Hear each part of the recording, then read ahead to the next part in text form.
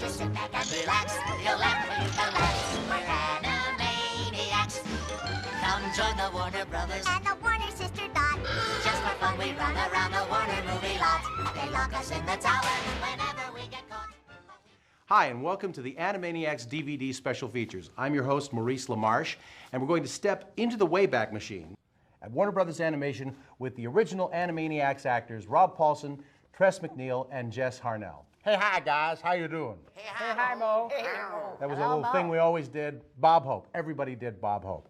Now, guys, I really do want to step into the Wayback Machine, and we're auditioning for this show, Animaniacs. You guys are. What's the first thing that comes to your mind as you're walking in to audition for this show, Animaniacs? What was the audition day like for you? You start, big brother. You know, I got to tell you, Maurice, having worked with these fine folks on Tiny Toons for a few years before this, Tressa and I, we had not had the pleasure yet of knowing Mr. Harnell, but Tressa and I had known each other since about 1937 because Tressa had just turned 60.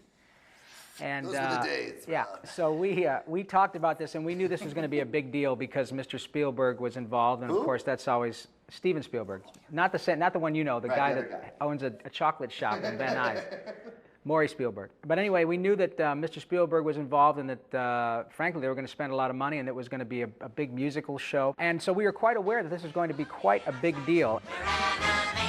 Totally insane. Here's a show's naming. So you and Tress were veterans of Warner Brothers Animation, but this was the first time really any of us had encountered this rock star Well, you know, man, no, it's known as Jess Harnell. Mo, it was so strange, and it's like listening to Rob tell that story. I mean, you know, my whole life has been a case of ignorance being bliss, so it's great that I'm ignorant because I had no experience in voiceover at all, really. I mean, I'd kind of done some stuff for Disney, which I sort of fell into, and I didn't get called in directly by Warner Brothers because nobody knew me over there, but they had all these characters laid out on the floor. They said, you can read 5, picked 5, did some sort of crazy, you know, wacky voice for Wakko that I guess was good enough to get me a callback. And the fun thing about Wakko coming about was it started off as this really kind of crazy cartoon voice, and then Miss Romano said to me, why don't you try one like Elvis? I know you do impressions. So I tried it like Elvis, and then she said, what about like a Beatle voice? So originally, at that audition, I just threw out like, you know, I was doing straight ahead, sort of like a John Lennon sort of thing, really, right? You know, I'm talking like this, and it was great, and that's how I did the audition. But then they showed me this picture of him, and I saw that he was like a little guy, so I just made his voice smaller, you know. Now then, Wakko, let you and I talk, Okay, good. What's on your mind? Oh, I got it. My hair. Tress, your background is Groundlings and sketch comedy. How did you get into this whole voiceover thing? Well, I was born doing voiceover. No, What was your first cartoon? it was Smurfs, Oh, yeah. and I played a baby giant. I thought, oh, This is what we do, folks. I can't get the easy part. That makes me feel all kind of warm and squishy. Either that or I need to wear diapers. And I have to tell you that having worked with a lot of people in this business for a long time, it is astonishing how rare it is to come across a talent like Ms. MacNeille, because she's pretty uniquely gifted. Started off, you know, we were just doing this cartoon show, and then one day they came in and they said, hey, we got a song. We'd like to do a song, you know? And you guys all sing, Stand right? back. Well, no, it wasn't even that. It was like they were so, I don't know how, they didn't ask me at the auditions if I sang. I guess they knew that you guys did because they had history with you. But music ended up being such a big part of this show.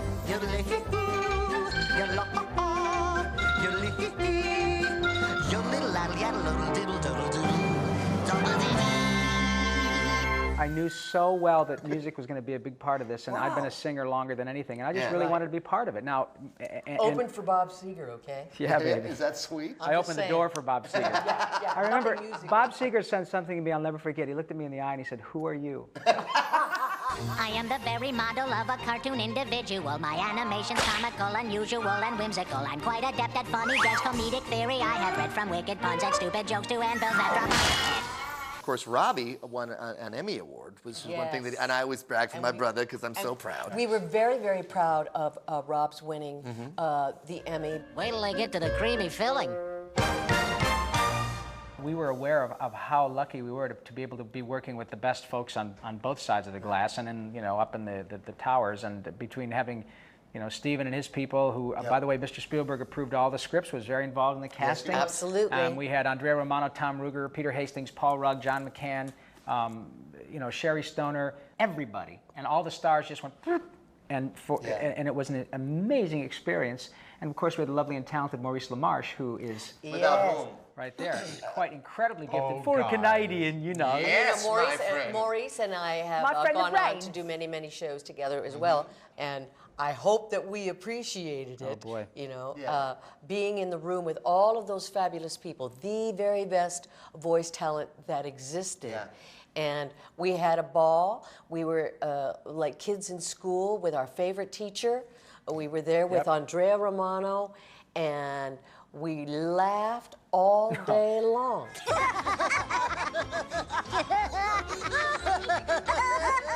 And Maurice has this exaggerated laugh. Wow. And every once in a while, you know, when it was most inappropriate, he would laugh too hugely. And it just makes me laugh. I have no idea of which you speak. It's the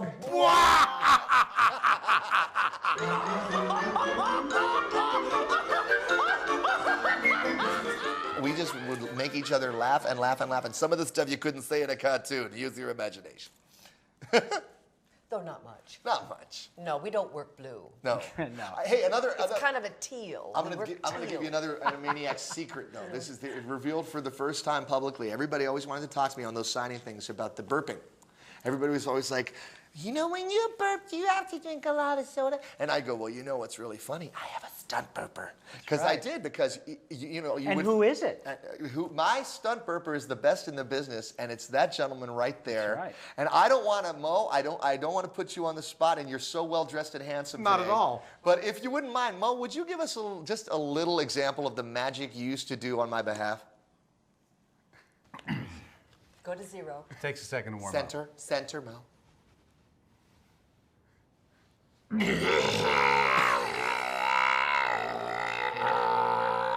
that great? That's one That of is those. a thing of beauty. And the caption is what? And give up show business?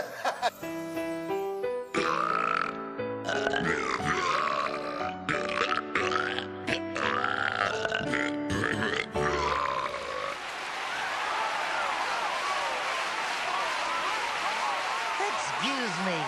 Oh, excuse me. Excuse me. You guys talked a little bit earlier about how special the music was to the show. Do any of you have a favorite song that your characters or yourselves still sing or enjoy? Yeah, I do. I have one that Mo. people seem to like. Actually, I wanted to sing Layla, but since that's not really appropriate, that's one of my favorite songs. Eric but Clapton. Hugely probably, litigious. yeah, he can get that way. Probably what people want to hear is the one that sort of goes United States, Canada, Mexico, Panama, Haiti, Jamaica, Peru, Republic Dominican, Cuba, Caribbean, Greenland, El Salvador, too, Puerto Rico, Colombia, Venezuela, Honduras, Guyana, and still Guatemala, Bolivia, then Argentina, and Ecuador, Chile, Brazil, Costa Rica, Belize, Nicaragua, Bermuda, Bahamas, Tobago, San Juan, Paraguay, Uruguay, Suriname, and French Guiana, Barbados, and Guam. The show's somewhat geographically obsessed. Wakko, you had a geography song too, right? As a matter of fact, I did, Mo, my friend, and it went something Along these lines.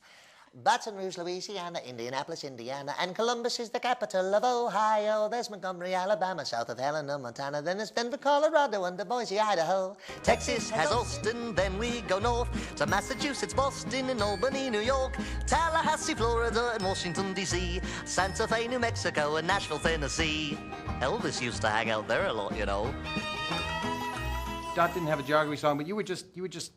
Yes, You were just cute. It was autogeographical. My most famous, the most famous of my many, many songs in the repertoire, pardon me about the shower, was I'm Cute. And it went something like. I'm cute. Yes, it's true. Sing the rest. She really can't help it, but what can you do when you're cute? It just shows. Oh, shoot. Isn't she She's cute? cute, cute, cute. Oh, Oh, baby, she's she's cute, cute. How about that, man? That's another one of those Randy Rogel songs. There's another one. It's wonderful. And the fact is that it It was. swung. Life imitates art. Oh, I'm not really attractive. I'm just drawn that way and recorded that way. I'm the Warner sister. You'd like her if you kissed her. We've surfed the 7 seas. Now it's time to catch some Z's. Hey! Guys, this has been so much fun to For get us you too, guys man. together Thank you, Mo. again Thank and you, to be with Mo. you again. Thank you. The funkiest of creatures in the whole wide world. Our next cartoon features Slappy the Squirrel. Enough with the singing already. That's Slappy.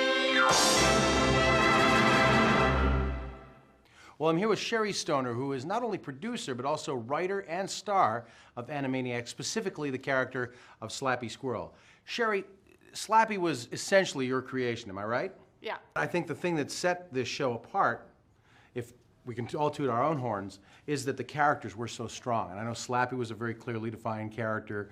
The three Warner Brothers, or the Warner Brothers and their sister Dot, very strong characters. So do you feel your background helped you towards that? Writing a short cartoon is not that different from writing a sketch. I mean, it has to have, you know, a good setup and then a very funny play out and then a very funny ending. Okay, I'm ready for my ending. You want it? Oh, yeah. You really want it? Yeah, give Freund Leven. And action. So your background is primarily Groundlings and sketch comedy, and you get a call one day. Yeah, well, actually, a friend of mine at the Groundlings, it was when Tiny Toons was just starting, actually. They were looking for a female writer to work on Babs at the time, and so I wrote a script and got hired at Warner Brothers.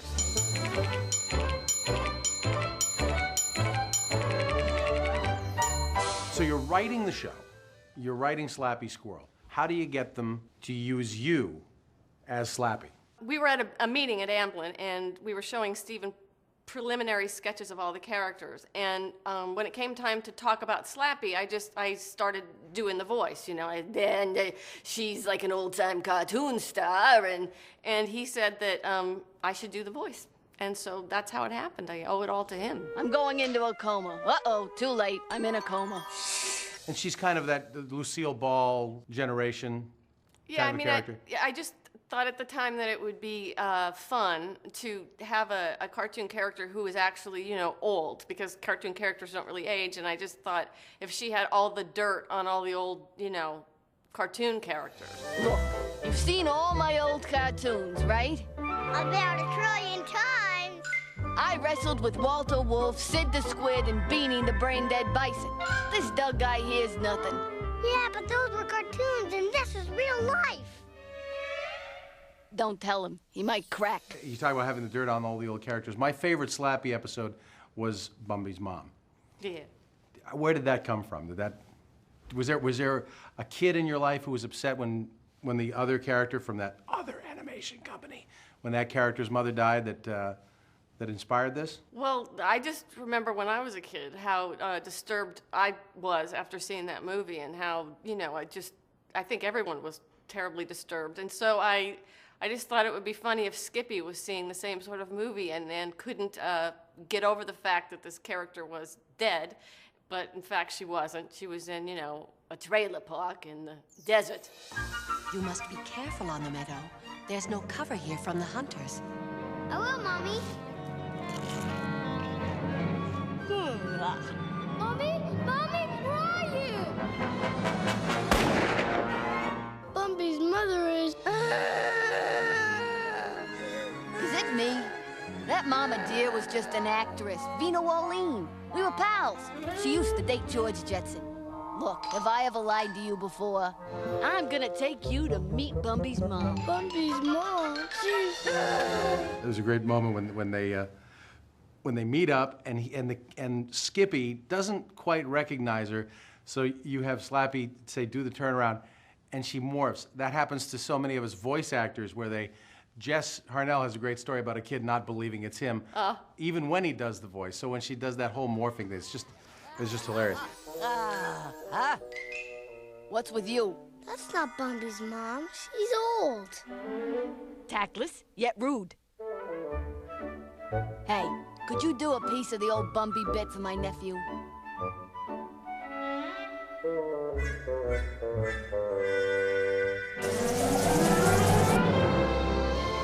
You must be careful on the meadow. There's no cover here from the hunters. It is her! Bumbie's mom! Was it a really collaborative effort? Yeah, and it was really fun. It was a really fun show to work on as a writer because we would all be in these offices and they were all sort of down one hallway. And if you were stuck for a joke on something you were working on, you would just go into somebody's office and sort of chat it up and, you know, maybe come up with an idea with that other person. So it was really fun. It felt sort of like, you know, like the Dick Van Dyke Show from TV, you know? We all got to work together. It was fun. Well, it's been great getting together with you again and to have all of us together here doing this DVD box set. Thank you for being with us, Sherry. You're welcome. Now that's comedy.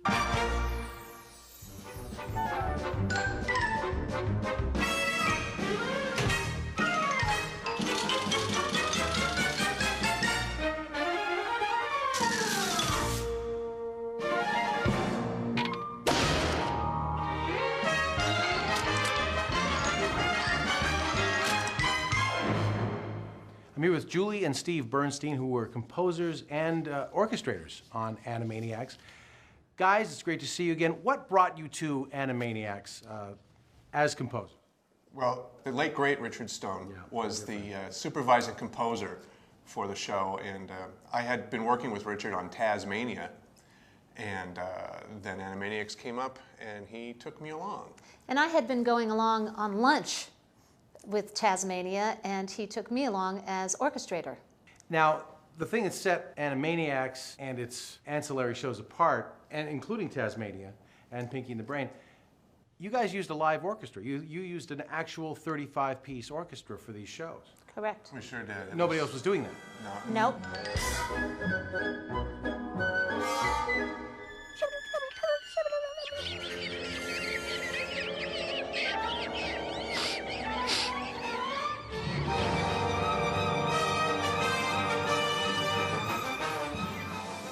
It started with Tiny Toon Adventures, I believe, the resurgence of this usage of the orchestra.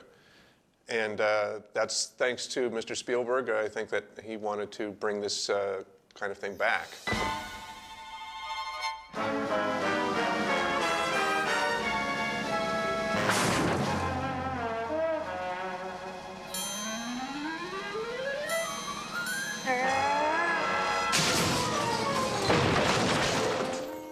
And you actually used to record the music on the very same stage as a very famous Warner Brothers alumni. That's right.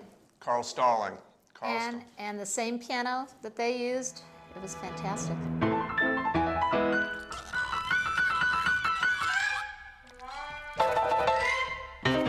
Now that's entertainment. There was a resonance to that room that was really quite something. I got to attend a couple of recording sessions, and it sounded like a Warner Brothers cartoon in the studio, didn't it?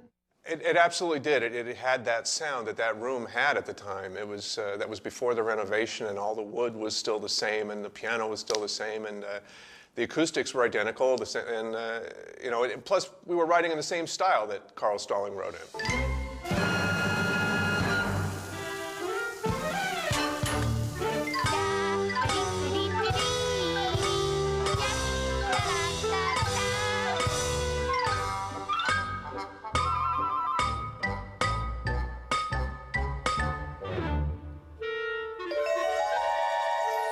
Tell us a little about the process of writing for animation. How would that differ, say, from writing for a live-action film? I think it was a lot different in that there are so many points of synchronization that we would have to hit while maintaining the musical style and living within the realm of cartoon land.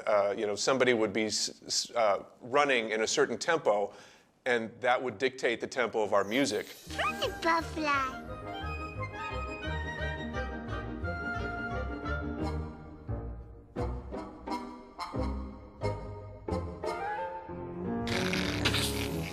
A door would slam, and that would dictate a change in the music, or somebody would fall down, or something would fall on them, and all of that had to be caught in the music.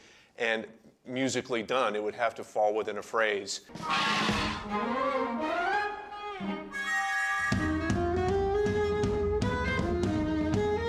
Goodbye, nuts.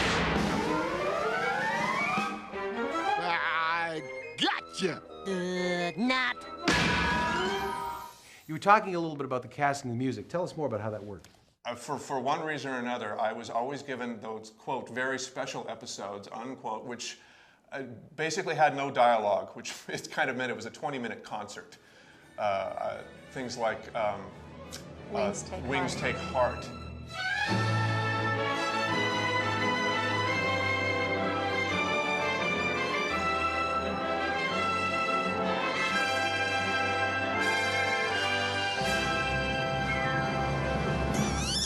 What's it like for a husband and wife team to collaborate on a process like this? It Go ahead. becomes better and better. We have, for the past 6 years, actually sat next to each other and collaborated on writing. Side by side at the keyboard, kind of arm wrestling for the G sharps. Which is very interesting, and it's overall probably been good for the marriage somehow. Steve and Julie Bernstein, thanks so much. It was great having you with us again. And Hey, Mo. Andrea How are Romano. ya? It's Andrea Romano. It's good my to friend. see you. Just talking to Steve and Julie Bernstein. You just missed them. Frighteningly talented people. They're amazing. I love them You so. know, it's funny doing something like this. I regret that I didn't ask them about the parodies. Remember all those great parodies that we used to do? So very many parodies. Wow. They would take a song that was clearly recognizable and sort of invert it musically so that you could still tell what they were parodying, and it would be just brilliant. West Side Pigeon. West Side Pigeons.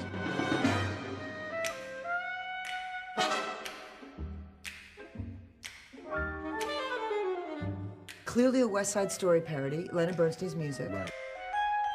As far back as I can remember, I always wanted to fall in love. But we were always too busy being tough birds, fighting to protect our territory from the sparrows. You know, there's certain actors who find obscure impressions to do. You know, everybody can do Frank Sinatra, everybody can do John Wayne, but every once in a while, something would happen, like this actor named Maurice Lamarche would say, hey, listen to my, Ray Liotta impression. As far back as I can remember, I always wanted to be a good feather. You see, if you were a good feather, you had it all. And then we went, oh, well, how perfect is that? Why don't we make, the good feathers rather than good fellas? Well, and then so you would do that. That was pre-existent though. I remember walking in and remembering it being a tremendous coincidence. I had just eaten dinner next to Ray Liotta about 2 weeks before, and he says, "Do you guys mind if I smoke?" I said, no, go ahead, but please do. Oh, that's so nice. He just lights up, and we start talking about, the fact that it's their first date. So I absorbed him. He didn't know that, but I was using my magic impression powers to really take his personality so that when it came time to audition, I'd already kind of... Fantastic. Listen, I'll do anything to be a good feather. If I said they're gonna tell him, then the Bernstein. He says you're in. Well, the Good Feathers were so fun, too, because there you have John Mariano, who does by far the best De Niro. Amazing. I mean, looks like him when he does it. Can't help it. Channels him. He totally does. You walking with me? Is that what you're doing? Are you walking with me? I don't see anybody else here. And then Chick Venera, who was one of the funniest Joe Pesci type voices. Now, He's that way anyway. I know. He sounds like that anyway. Exactly. He just had to It's not doing an impression. Just a bit. That's right. Yeah. He wasn't even doing an impression. He was just playing the Take it up character. a half step. Fat Jolie's slobbering all over me over here. Maybe he thinks you're cute, you know what I'm saying? Cute? You think I'm cute? That's it. Cute? I'll show you cute. You want cute? Here's your cute. You diva. So, casting Animaniacs. You know, casting Animaniacs is one of those awesome responsibilities. Every once in a while, something like this comes up where you just say, this is going to be a gem.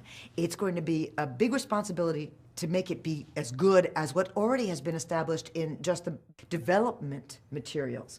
And so you're looking at these character designs, and I think that helped the actors too. When Frank Welker was able to see what Runt looked like, you know, in the Rita and Runt segments. We had cast an actress as the voice of Rita, and it was all set, ready to go. Didn't have to audition. She was a singer. We knew her. She was a popular singer at the time. Right.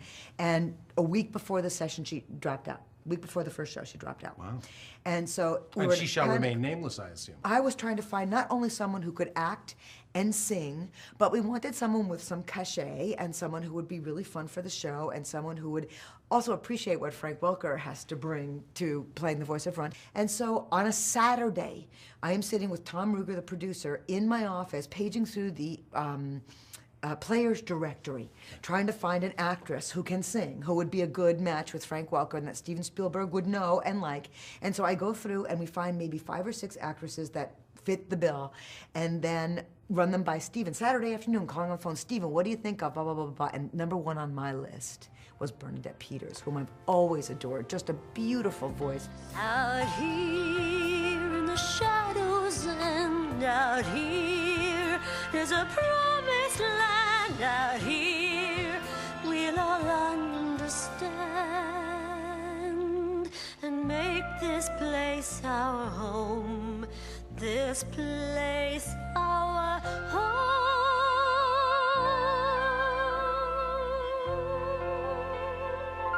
You have all these tiny little segments that each have their own personality. You have Rita and Runt, you have Pinky and the Brain.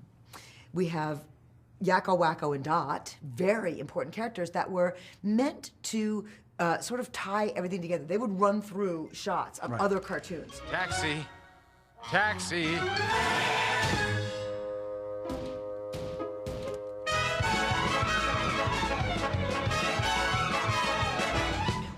We kind of knew who we wanted to play Yakko. We had worked with Rob Paulson before on a couple of other series, and we knew we wanted him to play Yakko.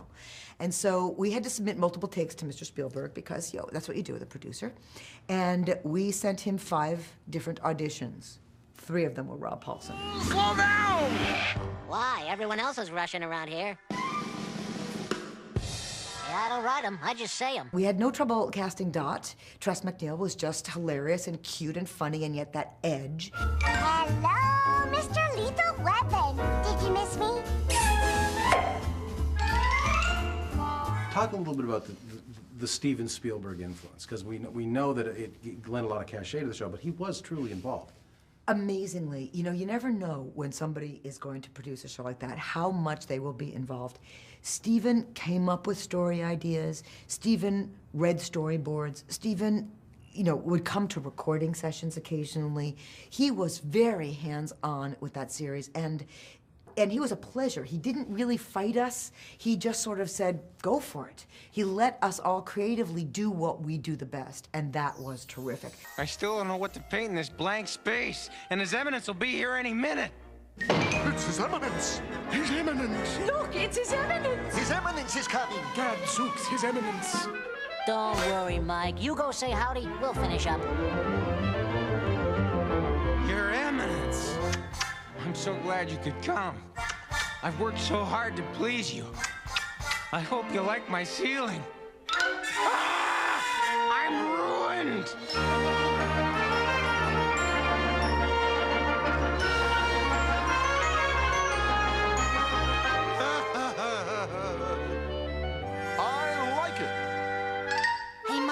He likes it.